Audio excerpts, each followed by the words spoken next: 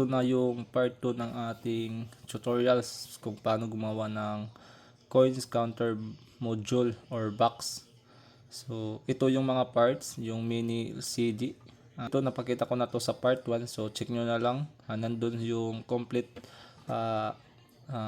guide para dito sa ating mini board. So ito po yung wirings part ng kung paano pinagdugtong-dugtong yung ating wiring. So bali ito po. Siyempre una dito magko-connect tayo ng supply dito sa ating power supply. Ito ay isasaksak nyo sa 220 volts, so AC. Connect nyo dito sa AC in. Din sa wirings naman ng relay, ito yung coil is dito sa may common, connect nyo dito sa may pinagkuhaan ng maliit na relay. So dito siya ilalagay nyo, connect nyo ng wire. Din sa kabila naman, connect nyo dito sa may coil din.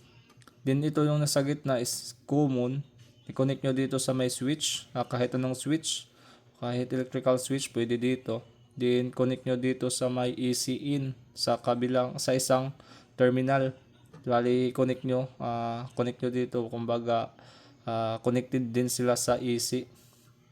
Din yung kabilang terminal, connect nyo dito sa may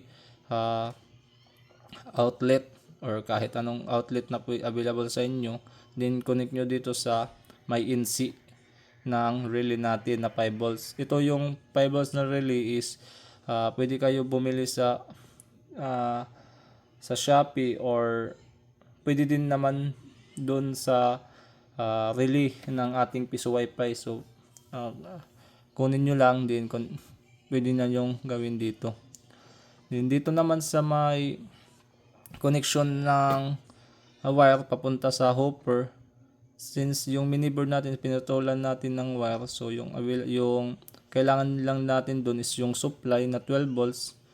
Yung 12 volts is connect natin dito sa may power supply na 12 volts, yung positive at saka negative. Then itong yellow wire is papunta na to sa may hopper. Doon i-connect nyo yung itong mini board sa may hopper. Bali ganyan lang po yung paggawa ng coins counter module. So bali ganyan lang po yung wiring ng ating coins counter module. So hope nakatulong sa inyo. Then follow na lang ako dahil may paparating pa ng mga tutorial. So yan lang po. Thank you for watching.